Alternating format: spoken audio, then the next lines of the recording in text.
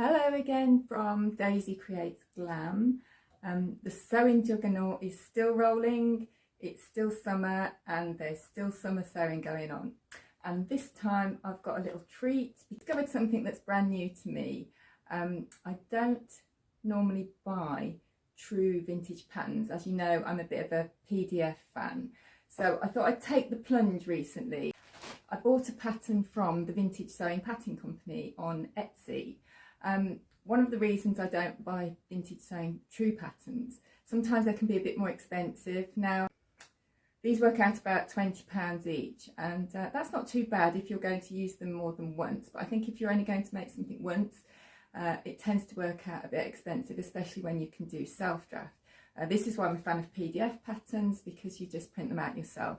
And although you have to pay for the paper, it does work out cheaper. I do keep all my PDF patterns afterwards, so I can use them again. As you know, I've made things various ways and numerous types of garment from that same pattern. If you're going to use the pattern more than once, then it becomes cost effective. But as you know, with PDF patterns, you just print them out. All you've got to pay for is the paper. They do tend to come up a lot cheaper. It does depend on what the pattern is. But yeah, okay, this time I thought I'll give it a go. So Vintage Sewing Pattern Company, and it was something that I've been wanting to sew for quite a while, which is a dress and bolero. So this is a 1950s dress. It's a true copy of an original vintage pattern, and this is the dress here. So as I said, it works out about £20 for the pattern. A little bit more expensive than what I do normally pay, but then you do get some extras.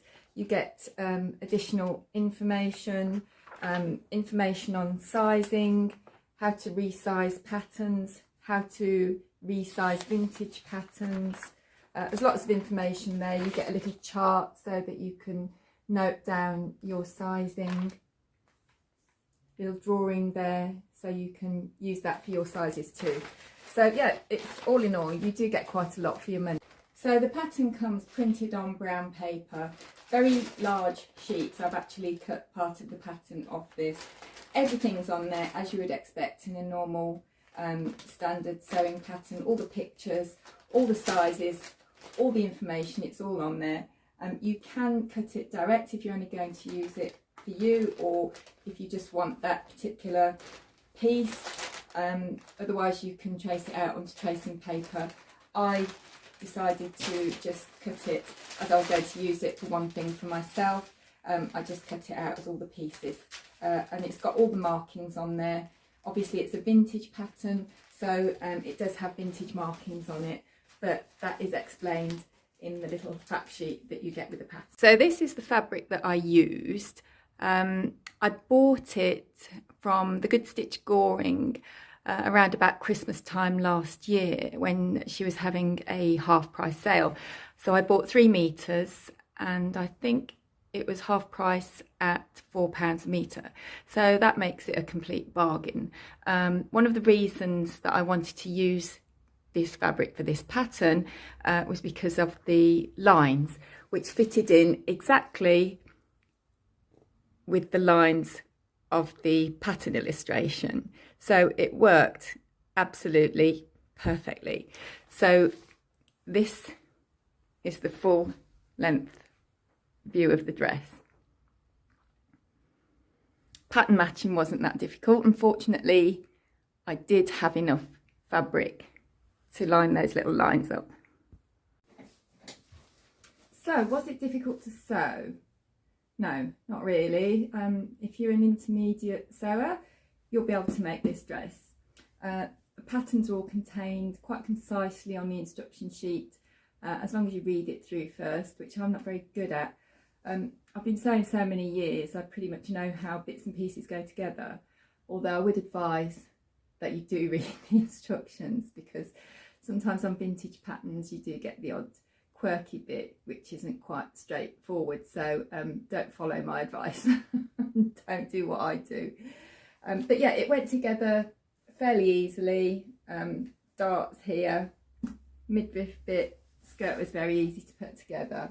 The only thing that took a little bit of time, and they do state this on the pattern, is that there aren't any facings. So once you've cut your pattern, you will have to cut your own facings on this. So you can see here, I'll just get her out of the way. You can see here that the inside of the bolero, I've just faced it all the way around. And this also goes for the inside of the sleeves. So all of those pieces I just had to cut, and I made a separate pattern from tracing paper which I copied from the pattern piece just to do those facings, and they do all need hand stitching once you've sewed them in, so that will take a little bit of time. But I would say, yeah, the dress, yeah, quite straightforward to put together. The bolero, probably a little bit more time because of the facings, but it's a great pattern, and especially if you find the right fabric for it with these nice stripes on it. I mean, this was a fantastic find, this fabric. So there we go, another summer holiday dress. The sewing juggernaut rolls on. Keep posted if you want to see more sewing, subscribe if you want to see more sewing, and I'll see you next time.